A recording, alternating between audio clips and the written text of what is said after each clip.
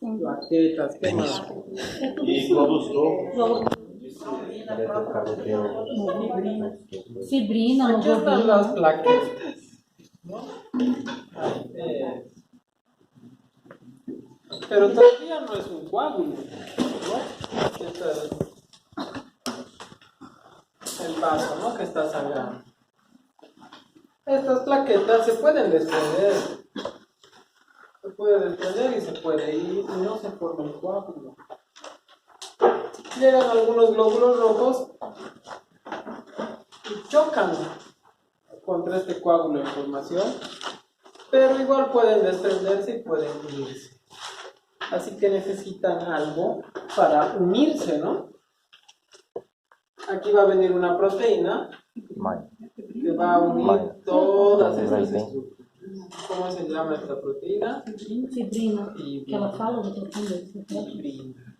O sea, en esencia, ¿qué es un coágulo? Plaquetas y fibrina. En esencia, eso es un coágulo. También tiene glóbulos rojos, ¿por qué? Porque aparecen, chocan y también se unen, ¿no? Pero en esencia, eso, plaquetas y fibrina. Entonces, ¿de qué vamos a hablar ahora? ¿Cómo se forman las plaquetas y de dónde aparece esta fibrina? ¿De dónde aparecerá, Francisco, la fibrina?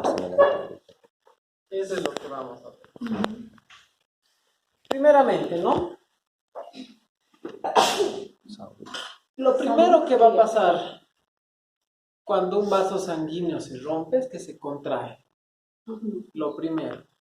A eso se le llama contracción vascular y es gracias a una sustancia llamada tromboxano A2 que está dentro de los trombocitos. Como les iba diciendo, ¿qué es lo primero que se va uniendo? ¿La fibrina o las plaquetas?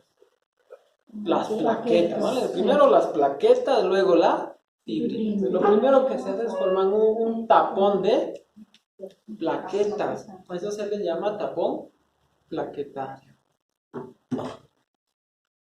¿Cómo son las plaquetas? Esta es una célula gigante llamada megacariocito. Este megacariocito se fragmenta, se rompe, y cada uno de estos pedacitos se llama plaqueta. Se rompen varios pedacitos. ¿Qué habían sido las plaquetas? Fragmentos del megacariocito. Entonces, ¿tendrán un núcleo las plaquetas? No, si es este fragmento, no. Pero nos dice que tiene algunas cosas por dentro. Dentro tienen moléculas de actina y miosina. Tienen partes de retículo endoplásmico y de aparato de Golgi. Y tienen algo de mitocondrias que generan ATP. Pero lo principal es que tienen adentro el tromboxano A2. Ese tromboxano A2, ¿para qué servía? Para contraer el vaso que está dañado. Entonces, hasta ahí todo claro, ¿no? ¿Cómo el nombre de la célula? Plaqueta. No, plaqueta. Megacariocito. Ahora, ¿cómo es que estas plaquetas forman ese tapón plaquetario? Vamos a nuestro dibujo. ¿Qué es esto? Es el endotelio. Y por aquí están pasando las plaquetas. 1, 2, 3.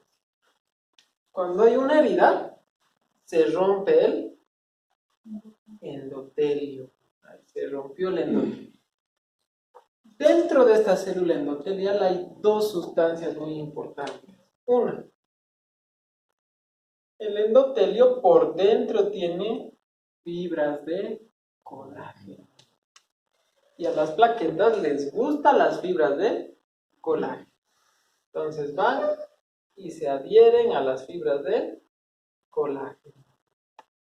Ahí comienza la adhesión plaquetaria, ¿no? Entonces están uniendo. Ahora, hay otro factor dentro de la célula endotelial. que cuando se rompe esa célula, se libera a la sangre. Ese se llama el factor de von Willebrand. No sé si alguna vez escucharon. Factor de von Willebrand. ¿Dónde está el factor de von Willebrand? Dentro de la célula endotelial. ¿Cuándo sale? Cuando la célula endotelial se rompe. Y ese factor de von Willebrand lo que va a hacer es adherir las plaquetas.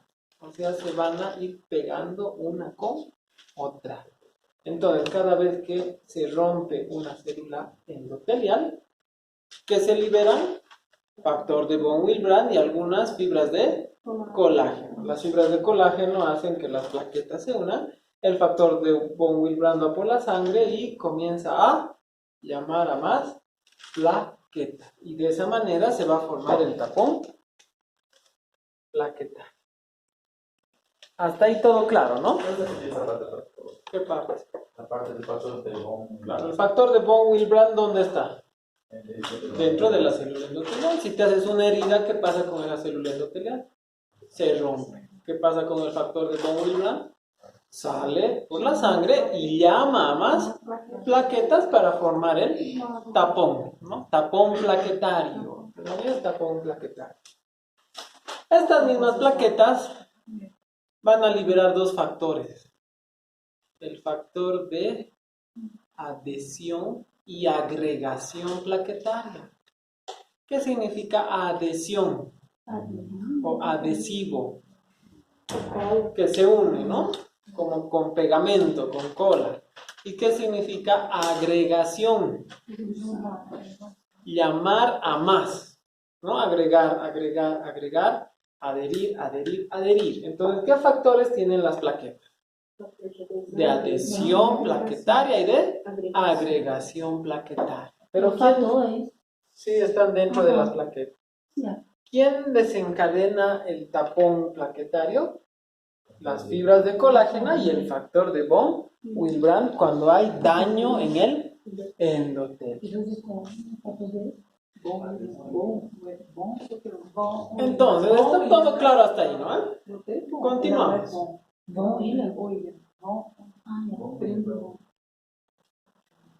Continuamos. Ya hemos visto qué función tienen las plaquetas. Ahora, ¿qué tenemos que ver? La fibrina, ¿no? Les dije, en esencia el coágulo es plaquetas y fibrina. ¿Dónde está la fibrina? ¿De dónde sacamos fibrina? ¿Dónde se encuentra?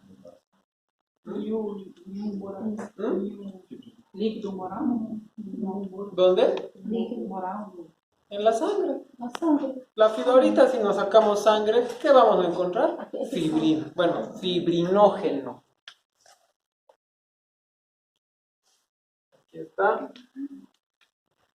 Mi vaso sanguíneo, mis glóbulos rojos. ¿Y qué había en la sangre? ¿Recuerdan? Albúmina, sodio, potasio, muchas cosas.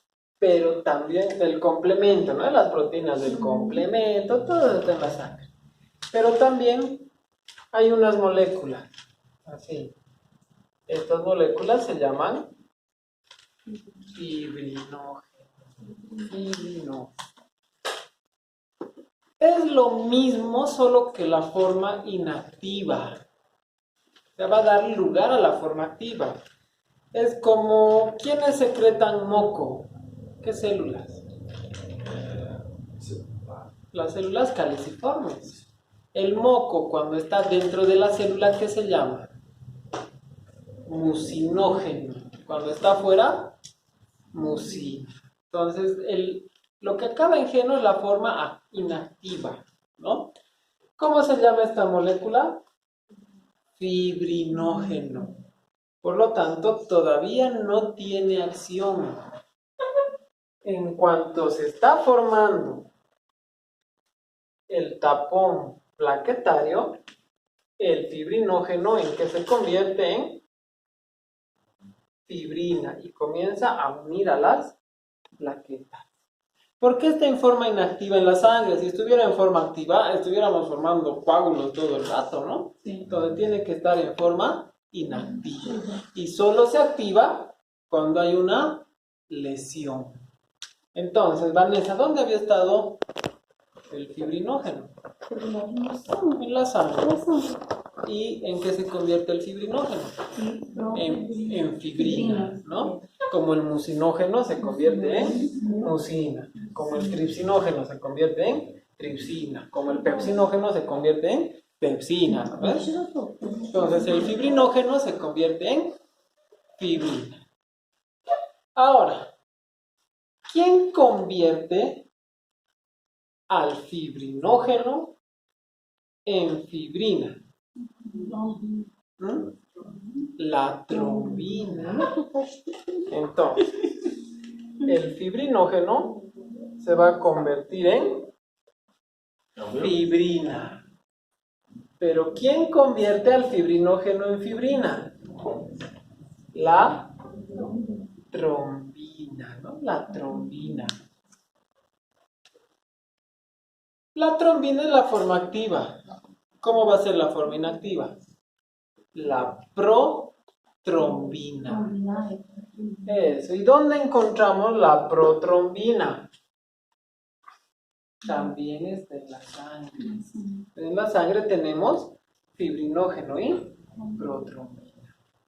Ahora, estas plaquetas, cuando se comienzan a agregar, algunas mueren, otras no, liberan a la sangre una sustancia llamada activador de protrombina.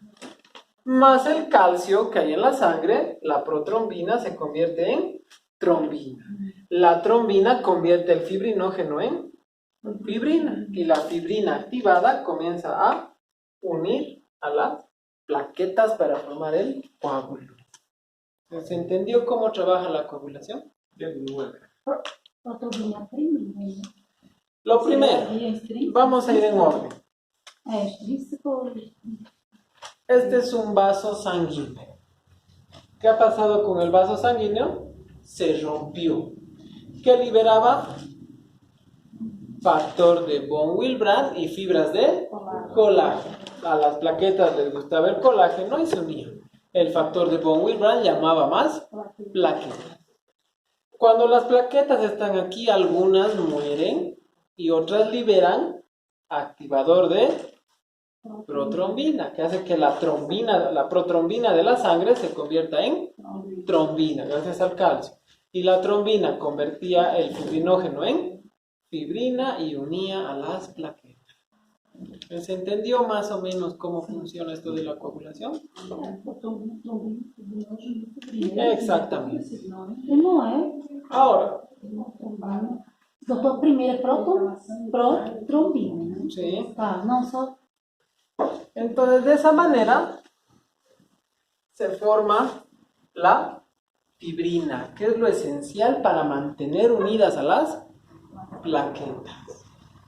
Ahora, lo que estaba hablando Vanessa, la vía extrínseca y la vía intrínseca. Lo que yo les di es un resumen bastante grande. A esto se le llama cascada de la coagulación. Hay muchos factores. Hay el factor 1, 2, 3, 4, 5, 7, 8, 9, 10, 11, 12, 13. Quem que conseguiu fazer isso aí na tua Sim, Isso aí, pra fazer essa vida. Foi. Eu botei só o final. Todo. Pero está bien. Doutor, mas Quieres ser médico, ¿no? doutor me dá cor. Mas médico tem. ¿O quieres ser un médico que no sabe esto? Os vai pegando pela internet já receita, já Sim. de tudo moderno. Vas a tener muchos pacientes. Tudo moderno. Entonces, cada uno de estos factores activa a otro. Uno activa al otro, al otro, al otro, al otro, al otro, y se van activando, ¿no? Pero como dice Vanessa, es bastante complejo. Y esto se lo estudia a detalle en patología general. ¿Cuándo llevan patología general? Sexto semestre, creo, ¿no? Sí. Después Igual vamos a ver estas cascadas de la coagulación, ¿ya? Por ejemplo, el factor 1, ¿cuál es? El fibrinógeno. Ya hemos hablado del fibrinógeno. Tem um que é tissular, né? Tá tudo sujo. Ahorita vamos. Ah, não, só pra ver se você tem. El factor 2 es la protrombina, el factor 3 es el factor tisular, el factor 4 es el calcio, ¿no? Entonces, cada uno de estos es un factor, ¿no? Ahora, ¿qué significa intrínseco y qué significa extrínseco? Passa dentro do... Extrínseco es algo de afuera. Por ejemplo, el factor de von Willebrand ¿estaba dentro o fuera de la sangre? El factor de von Willebrand estaba dentro de la célula endotelial. ¿La célula endotelial es parte de la sangre? No, entonces ¿estaba dentro o fuera de la sangre? Afuera. Entonces, ¿a cuál pertenecerá? ¿A la vía intrínseca o extrínseca? ¿Va a generar coagulación? Sí, pero no está generándola dentro de la sangre. Es un factor que está fuera de la sangre. En cambio, el factor... el factor activador de protrombina, ¿es intrínseco o extrínseco? Intrínseco porque está dentro de la sangre y va a formar el coágulo en la sangre. O sea, esa es la diferencia entre la vía intrínseca y extrínseca. Y la vamos a ver aquí.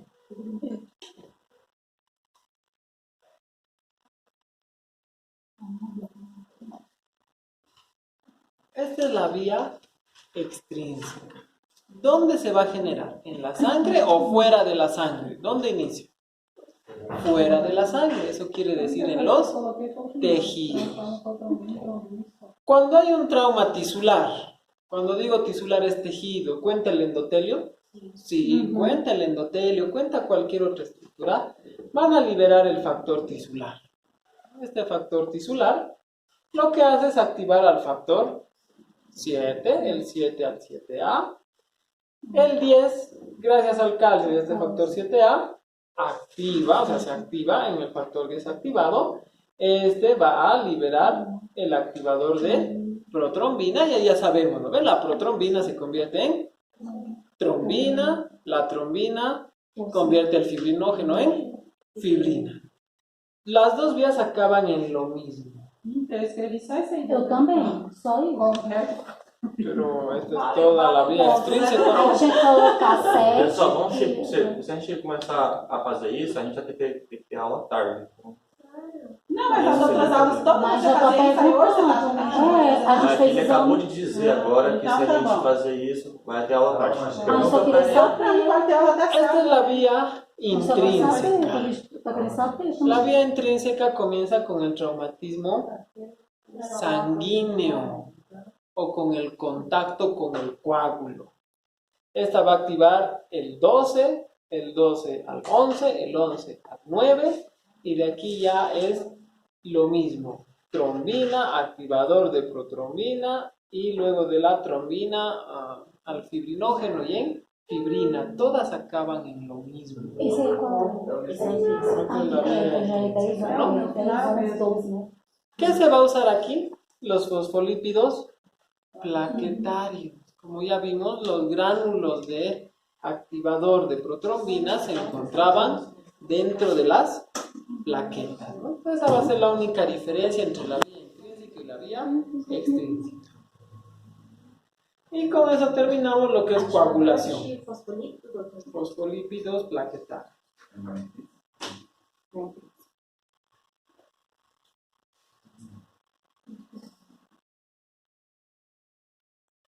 Bueno, vamos a entrar a la última parte. ¿Cuál es? Respiración.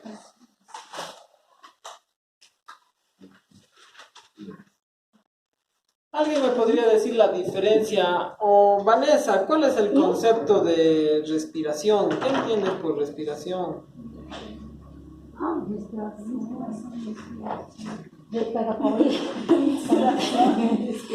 É, respiração, Marcos, inspiração. Inspiração. Inspiração. No, cero. Una inspiración. No, Marcos. El oxígeno, intercambio gaseoso y la dióxido de carbono. Eso. La respiración es el intercambio de gases. Esa es la respiración. El meter aire y botar aire no es respiración, ¿qué es? Ventilación.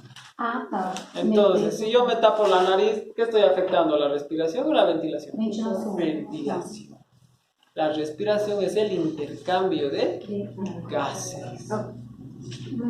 Más adelante vamos a ver dónde se intercambiarán los gases, ¿no?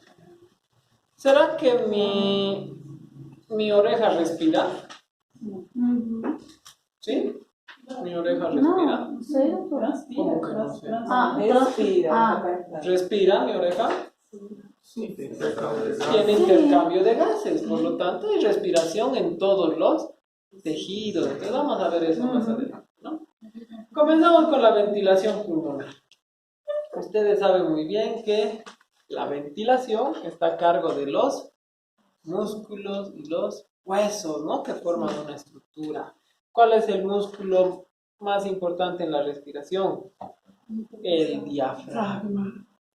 Y había otros accesorios, ¿no? Como los intercostales, como el esternocleidomastoideo, ¿no? Pero el principal es el diafragma. Ahora, ¿cuál es la presión dentro de la caja torácica? Esto tienen que aprendérselo muy bien. Si yo me corto en el abdomen, mis vísceras entran o salen. Por lo tanto, ¿cuál es la presión en el abdomen? Presión positiva. Adentro hay mucha presión, corto y sale. Pero si tengo una herida en el tórax, ¿el aire sale o entra? Entra. Hasta se forma neumotórax. Ustedes saben. ¿Qué presión tendrá el tórax? Negativa. Esa es la diferencia siempre. Cavidad torácica, presión negativa. Cavidad abdominal, presión positiva. Entonces, la presión pleural va a ser una presión negativa. Pero cuando respiramos, se puede convertir en una presión positiva, ¿no? Pero en general es una presión negativa. Ahora, ¿a qué se refiere con distensibilidad pulmonar? Es la capacidad que tiene para agrandarse, ¿no? Que está relacionado más que todo con la elasticidad de los cartílagos costales. ¿Qué es el surfactante? ¿Vieron eso en la práctica? Yo creo que sí.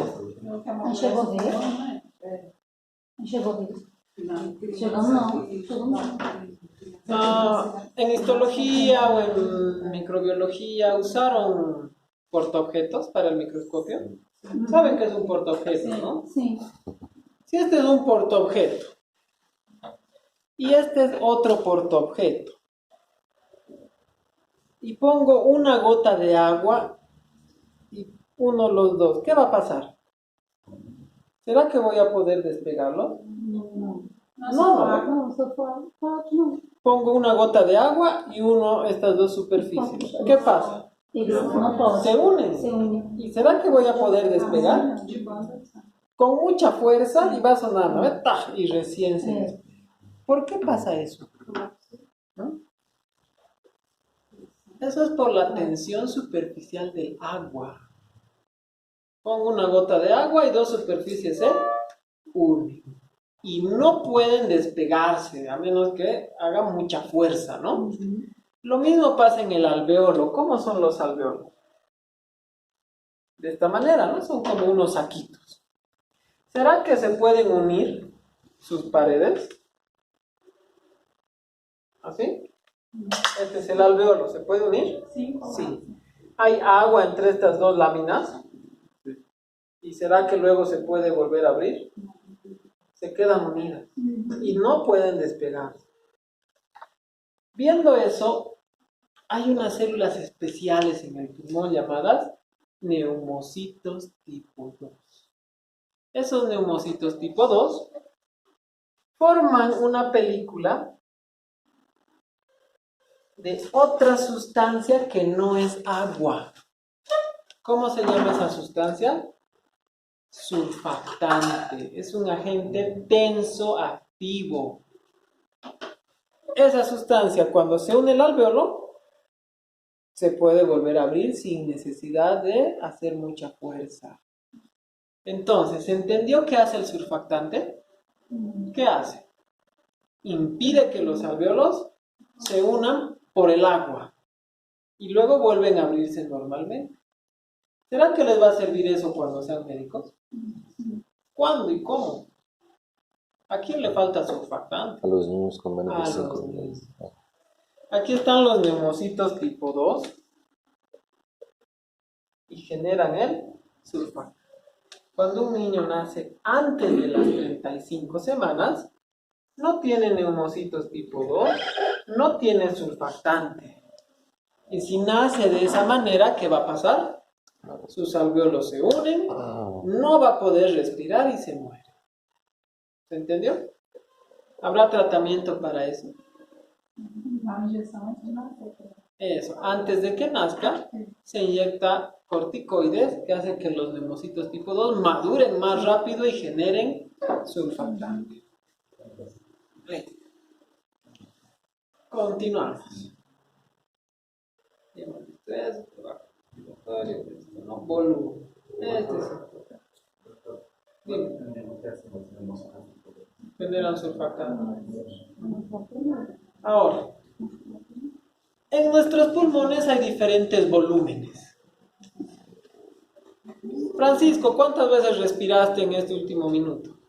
Unas 15 veces. Unas 10, yo creo, ¿no? ¿Cuánto de aire estás metiendo y estás sacando en este momento? Más o menos 500 ml, medio litro. Eso se llama el volumen corriente de una respiración normal. Bueno, ventilación normal, ¿no? Pero cuando yo meto aire, ¿puedo meter un poco más? Intenten, metan aire y luego un poco más. ¿Se puede? No, Sí, se puede, ¿no? Meten aire y luego un poco más. Se puede. ¿Qué nombre le pondrían a ese volumen? Volumen de reserva, es como una reserva. Reserva en la inspiración. Precisamente ese es el nombre. Volumen de reserva inspiratoria. Y es casi de 3 litros. 3 litros. No meto aire, puedo meter más y casi 3 litros. Lo mismo pasa en la expiración. Boto aire, ¿puedo botar un poco más? Sí, haciendo esfuerzo se puede. ¿Cómo se llamará ese volumen? Volumen de reserva expiratorio. ¿Y de cuánto es? De 1100 ml. O sea, un poquito más de 1 litro. Ahora, cuando yo boto todo el aire, todo lo que pueda, ¿será que el pulmón queda vacío o sigue con algo de aire? Sigue con un poquito. A eso se llama volumen residual y es más o menos de 1200 ml. Ahora, después de los volúmenes hay unas unidades llamadas capacidades. La capacidad inspiratoria es el volumen corriente más el de reserva inspiratoria. ¿Cuánto era el corriente? 500. El de reserva, 3000. Por lo tanto, la capacidad inspiratoria va a ser de 3500. La capacidad residual funcional es igual al volumen de reserva expiratorio. ¿Cuánto era? 1100. Más el volumen residual, ¿cuánto era? 1200. 1200 más 1100, 2300. La capacidad vital, reserva inspiratorio más volumen corriente más reserva expiratorio. No contamos el volumen residual y es igual a 4600. Y por último, la capacidad pulmonar total, o sea, la suma de todo. ¿Cuánto me da? 5800. Todo está resumido en este cuadro, ¿no? Volumen corriente, 500. De reserva inspiratorio, 3000. De reserva expiratorio, 1100. Residual, 1200. De aquí las capacidades se está sumando, ¿no? Los volúmenes. Esto siempre es pregunta de examen. ¿Sí o sí? ¿Sí o sí? Ahora, ¿cómo es que lleva a cabo la respiración nuestro aparato respiratorio? Hay dos variables que van a afectar esto. Uno, ¿cuánto de aire respiro en un minuto? Y dos, ¿cuánto de sangre está llegando al pulmón? Si yo respiro muchas veces, pero no está llegando sangre al pulmón, ¿será que va a haber un buen intercambio gaseoso? Y si yo no respiro mucho, pero tengo mucha sangre en el pulmón, ¿será que va a haber buen intercambio gaseoso? Tiene que estar equilibrado la cantidad de aire y la cantidad de sangre que llega al pulmón. Aquí nos habla un poco del espacio muerto. ¿Saben qué es el espacio muerto? No. El espacio muerto es una porción del aparato respiratorio donde no hay intercambio gaseoso. Por ejemplo, la tráquea. ¿Hay intercambio gaseoso en la tráquea? No. Entonces, espacio muerto. Las fosas nasales, la nasofaringe, ¿hay intercambio gaseoso? No, es espacio muerto. ¿Dónde hay intercambio gaseoso, Marcia? No hay. ¿Dónde hay? No, pulmón. Alveolo, saco alveolar, atrio alveolar y bronquiolo respiratorio. Ahí tenemos intercambio gaseoso. El resto se considera espacio muerto. Esto les va a servir cuando lleguen a patología. Aquí yo tengo un alveolo, aquí tengo un vaso sanguíneo y aquí están los neumocitos tipo 1 y aquí se lleva a cabo el intercambio gaseoso. Si ustedes fuman mucho o tuvieron algún problema de isquemia, se mueren estas células, se reemplaza por una cicatriz, ya no hay intercambio gaseoso y a esto se considera espacio muerto, ¿no? Entonces, ¿qué había sido el espacio muerto? Donde no hay intercambio gaseoso. Función de las vías respiratorias, esto ya lo saben desde nada, ¿no? Función de la nariz. Respira. Para ser una gran doctora, Vanessa. Ay, doctor. Nariz, La nariz filtra. ¿Por qué creen que tiene pelitos? Fibrila. Para filtrar. También aquece. Los cornetes, ¿qué hacen? Eso sí calientan, ¿no? La nariz calientan y le añaden, bueno, aquí Víctor dice que nariz y cornetes es lo mismo. No, ¿Todo esto de anatomía? no. Ya, pero la idea es esa, ¿no? Las vías superiores, ¿qué hacen? Filtran, calientan y le añaden humedad, humidifican al aire. Eso es lo que nos dice aquí.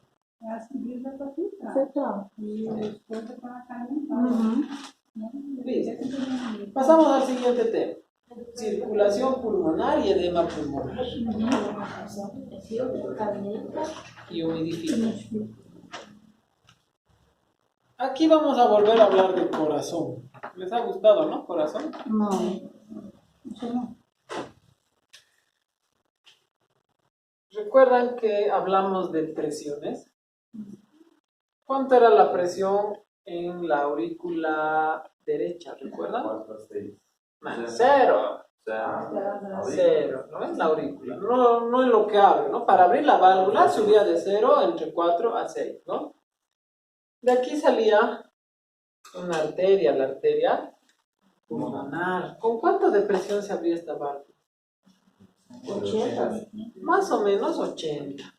Y mientras va subiendo, va disminuyendo la presión. Y nos dice que aquí llega con una presión de 25 milímetros de mercurio, ¿no? Entonces, a esto se llama la presión pulmonar, ¿no? La presión pulmonar o de la arteria pulmonar. Eso es lo que nos va a explicar aquí un poco, ¿no? Nos va a hablar sobre presiones y circulación pulmonar. A los pulmones llegaban las arterias pulmonares y drenaban las 4 venas pulmonares. Eso ya sabemos, ¿no? Entonces, ¿qué nos dice acá? Que la presión en la arteria pulmonar es más o menos de 25 milímetros de mercurio. ¿Dónde? En sístole, cuando se contrae. En cambio, en diástole, 0 milímetros de mercurio. No les dije siempre cuando algo se está llenando, la presión tiene que ser 0. A veces puede llegar a 1, ¿no? Ahora, esto sí o sí es pregunta de examen, ¿no? Y nos aclara 2 veces, nos dice aquí, presión en la arteria pulmonar, 25 milímetros de mercurio. Pero también nos dice que hay una presión en el capilar. ¿Cuánto es la presión en el capilar del pulmón? 7 milímetros de mercurio, ¿no? 7 milímetros de mercurio. Ahora, las 4 venas pulmonares, ¿dónde llevan la sangre? A la aurícula izquierda. Cuando la aurícula izquierda se está llenando, ¿cuánto va a ser su presión? 0, siempre 0. Pero cuando ya está terminando de llenarse, se eleva. Y a veces llega a 1, a veces 2, algunas veces en casos extremos puede llegar a 5. Pero cuando está terminando de llenarse, cuando se está comenzando a llenar, siempre es 0. Pero en promedio es de 1 milímetro de mercurio. Pero dice que a veces puede llegar a 5, ¿no? Ahora, los volúmenes de la sangre. ¿Cuánto de sangre llega a los pulmones? 450 ml por minuto. Eso quiere decir más o menos el 9%, ¿no? El 9%. Ahora,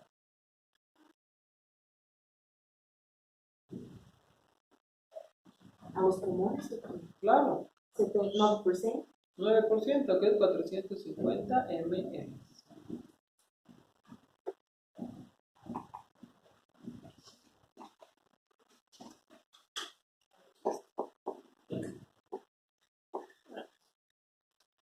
Como los pulmones se están insuflando constantemente, cuando yo meto aire, ¿aumenta o disminuye la presión? Aumenta. Cuando yo meto aire, aumenta la presión y algunos capilares se cierran y colapsan. Cuando yo expulso aire, ¿qué pasa con los capilares? Se abren. En el intermedio pueden estar abiertos o cerrados. A esto Gaito les llama zona. Son las 3 zonas de la circulación pulmonar. La zona 1, ¿cómo sería? Contracción. Ausencia de flujo sanguíneo. ¿Por qué? Porque está cerrado, debido a que la presión aumenta. No importa si es sístole o diástole, está cerrado. Esa es la zona 1. ¿Cómo sería la zona 2? A veces se abre, a veces se cierra. Eso quiere decir que cambia, no es constante. Entonces, ¿qué nos dice de la zona 2? Flujo sanguíneo intermitente. Solo se abre cuando la presión arterial llega al máximo, 120. Va bajando y se vuelve a cerrar. ¿Cómo sería la zona 3? Siempre está abierto y sería el flujo sanguíneo constante. Entonces, en el examen, Vanessa, te pregunto, en la zona 3 el flujo sanguíneo es intermitente. Es falso, porque es constante. Es constante. ¿Fácil?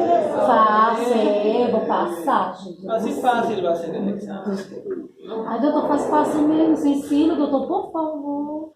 Este es el ejercicio. Ah, quem disse? Vamos a cambiar Tá igual o teu amigo ali. Tá igual o teu amigo. ¿Recuerdan cómo se llevaba a cabo el filtrado en el riñón? ¿Cómo era? Como? La presión hidrostática sacaba la presión coloidosmótica metía y la cápsula de goma. Lo mismo pasa en el pulmón y los capilares. Lo mismo. Hay una presión hidrostática, hay una presión coloidosmótica. ¿Cuánto es la presión hidrostática? Nos dice que la presión hidrostática es de 7. En el pulmón es de 7. La presión coloidosmótica del líquido intersticial, o sea que también saca, es de 14. Y la presión negativa del líquido intersticial es de 8. O sea,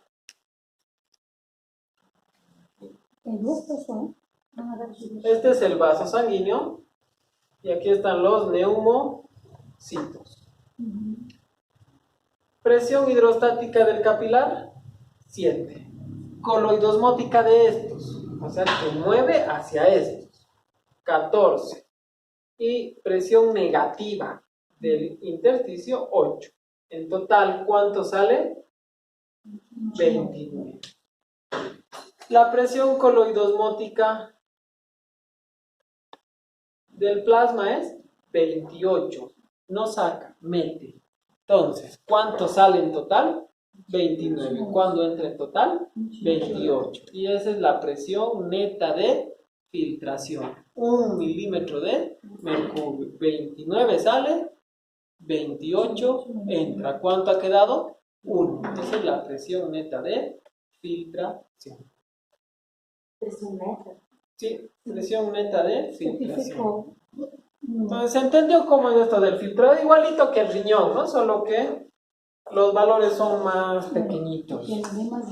Eso. ¿Neto o médio? Neto. Neta, que significa líquido en portugués. Ahora, como les dije, ¿cuánto es la presión? ¿O cómo es la presión en la caja torácica? ¿Positiva o negativa? Negativa. La presión intersticial pulmonar es negativa. Siempre. Abdomen positivo, tórax negativo. Siempre. Tórax é negativo e do pulmão positivo, né? Ahora, ustedes saben que los pulmones están cubiertos por esta membrana. ¿Cómo se llama? Pleura. Tiene una hoja visceral y una hoja parietal. ¿Hay líquido entre estas dos hojas? Sí. ¿Cómo se obtiene este líquido? Mediante ese proceso que vimos de filtración. Se va filtrando 1, ¿no? Salía 29, entraba 28 y se va formando el líquido pleural. Pero esta pleura, si está en el tórax, ¿qué tipo de presión va a tener? Presión negativa. Entonces nos dice que el líquido pleural tiene presión negativa. Ahora, ¿qué pasa si por algún motivo, como Vanessa no siempre está susceptible, digamos que tiene hipertensión, el aumento en el filtrado, o sea, ¿va a haber aumento o disminución en el filtrado? Si está aumentando la presión, aumento. Va a haber más líquido pleural y eso se llama derrame pleural. Una de las causas de derrame pleural, ¿qué es? La hipertensión. Ai, doutor, sério? Claro. Aí, doutor, naquela de espirometria, eu descobri que eu tô doente. Todo Não, eso sério? tiene- Não foi. Mas não veio, amiga. Ya. Ahora vamos a hablar un poco del intercambio gaseoso. ¿Sí? Tô virada e girando. ¿Cuáles son las variables que necesitamos para que haya intercambio gaseoso? Quantidade de ar Uno, e de sangue. cantidad y presión. De nada me sirve tener mucho si no hay una presión para que filtre, ¿no? Por ejemplo, en el riñón, ¿cuánto de presión se necesitaba para filtrar? ¿Recuerdan?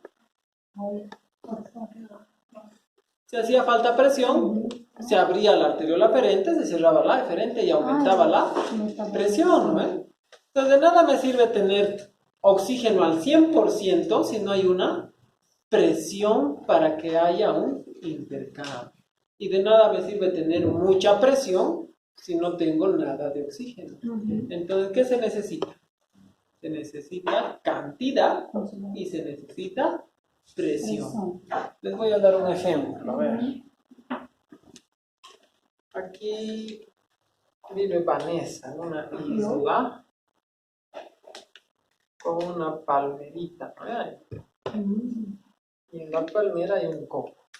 Porque Vanessa vive en la playa, ¿no? Ai, meu sonho. Estou doente na praia. Também morrer feliz. Pero cuando viaja, tiene que ir 2.600 metros a las montañas y recién llega a la UPAL, ¿no? Ah, Porque está allí. vai. Y todo esto se llama atmósfera. ¿Dónde hay más presión? ¿En la playa o aquí en Cochabamba? Cochabamba. A pressão? Claro, Aqui ficou mais. en la playa estás aguantando la presión de más atmósfera. En cambio, en Cochabamba tienes menos atmósfera. Y mientras más arriba vas, menos presión hay, hasta puedes flotar, ¿no? Entonces, ¿dónde hay más presión? É a barra.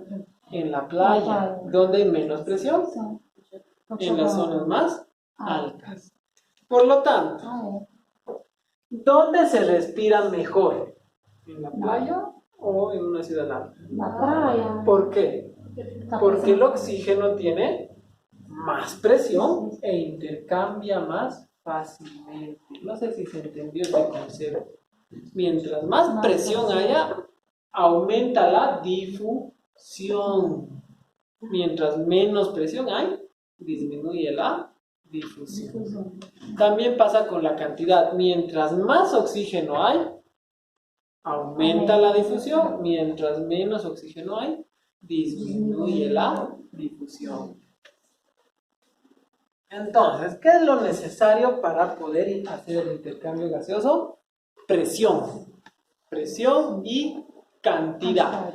Pero ahora nos vamos a centrar en la presión. Por eso aquí nos habla. ¿Qué nos dice? Presiones de los gases. ¿De qué gases quieren hablar?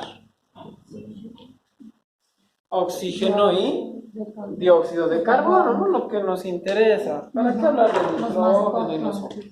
Aquí vamos a ver la presión de oxígeno y la presión de dióxido de carbono. ¿Cuántas presiones de oxígeno tenemos que tener para el intercambio? Aquí tengo mi vaso sanguíneo y aquí está mi pulmón, ¿no? Ahorita.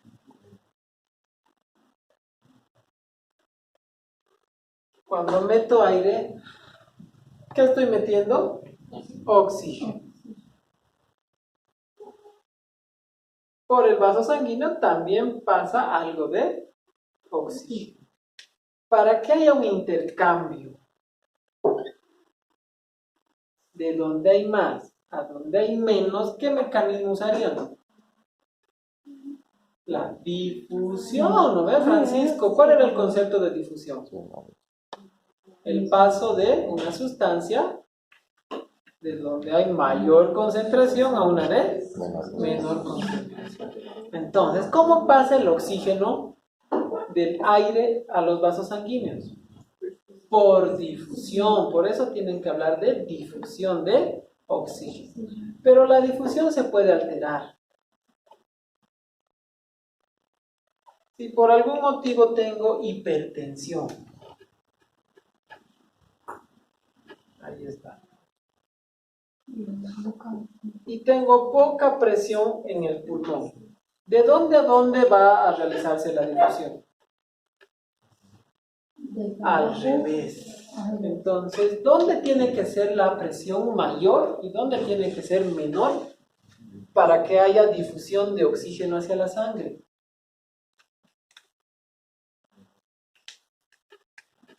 Para que pase del pulmón a la sangre, ¿dónde tendría que haber mayor presión? En el pulmón y menor presión en el vaso sanguíneo. Por eso, la presión de oxígeno en el pulmón le vamos a llamar alveolar, es de 104 milímetros de mercurio. Y la presión de oxígeno en los vasos sanguíneos es más o menos de 40 milímetros de mercurio. Ponemos aquí. Presión alveolar, 104. Presión capilar, 40. ¿De dónde a dónde va a ir el oxígeno? De donde hay más a donde hay menos. Y de esa manera el oxígeno pasa al dióxido de carbono. Entonces, ¿de qué había dependido la difusión? De la cantidad, hemos visto. De donde hay más a donde hay menos. Pero también depende de la presión. Por eso cuando ustedes van más alto o viajan al espacio, hay menos presión y esta presión puede llegar hasta 20. ¿Va a haber difusión? Al revés, y en vez de ganar oxígeno voy a perder oxígeno. No sé si se entendió esta parte, ¿no? Entonces, ¿qué se necesita para la difusión de oxígeno? Cantidad y presión. Si les pregunto, ¿cuál es la presión de oxígeno alveolar? 104 milímetros en promedio. Puede ser un poquito más, un poquito menos. ¿Cuánto es la presión en las arterias o en los capilares? 40. Y de esa manera se lleva a cabo el intercambio.